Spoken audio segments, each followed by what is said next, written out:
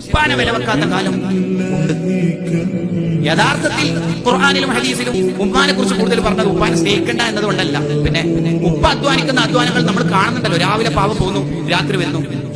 കഴിഞ്ഞ ജൂൺ 5 പോയി, ഇനി 1.5 കൊല്ലം കഴിഞ്ഞ് സൗദിയിൽ നിന്ന് തിരിച്ചു വരുള്ളൂ. പാവം ഭാര്യയിലെ മക്കളിലെ കുടുംബം എപ്പോഴൊക്കെ നട്ടപ്പതിനൊക്കെ ഒരു വീഡിയോ കോളും പോട്ടിവരൊക്കെ ചെയ്തു. ഇതൊരു കഷ്ടമാണ് റബ്ബേ. പാവം ഈ അധ്വാനിക്കുന്ന നമ്മൾ കാണുന്നുണ്ട്. മാർക്കറ്റിൽ പോയിട്ടും അല്ലെങ്കിൽ കണ്ടെയ്നർ ബോക്സിൽ ബിരിയാണി വിറ്റിട്ടും റോഡ് സൈഡിൽ വെയിലത്ത് നിന്നിട്ട് മാസ്ക് വിറ്റിട്ടൊക്കെ കഷ്ടപ്പെട്ട് നമ്മൾ കാണുന്നുണ്ട്. ഉപ്പാന്റെ ഉമ്മ കഷ്ടപ്പെട്ട കഷ്ടപ്പാടെന്ന് പറഞ്ഞ ഗർഭകാലം, ഗർഭം ധരിച്ച കാലം, പ്രസവിച്ചത് മുലയൂട്ടിയത്, ഇത് കാണാത്ത കാലം, ഓർമ്മയില്ലാത്ത കാലം. അതുകൊണ്ടാണ് ഉമ്മുക്ക ഗർഭകാലം, ഉമ്മുക്ക പ്രസവിച്ചത്, ഉമ്മുക്ക മുലയൂട്ടിയത്. അതങ്ങനെ 3 വട്ടം ഉമ്മ എന്ന് പറയണത്.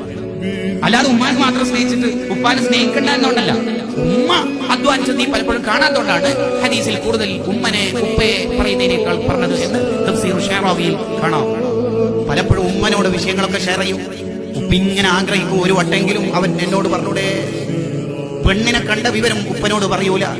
ഇനി ഗൾഫിൽ നിന്ന് ഫോൺ വിളിച്ചാൽ ഉപ്പയാണ് ഫോൺ എടുത്തെങ്കിൽ ഹലോ ഒന്നും മക്കളോ, ഈ ഉപ്പാക്ക് എത്ര വിഷമം അതിലുണ്ടാവും കേൾക്കണം.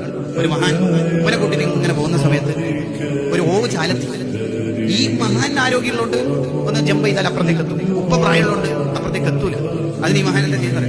അവിടെ കമഴ്ന്ന് കടന്നു ഉപ്പ ആലം പോലെ. എന്നിട്ട് പറഞ്ഞാൽ എന്റെ പുറത്തേക്ക് കൂടി കയറിയിട്ട് അപ്പുറത്തേക്ക് എത്തിക്കൂടി. ഉപ്പക്ക് ഹിദ്മത്ത് എടുക്കുന്ന മഹാന്മാരായി പറയണത്.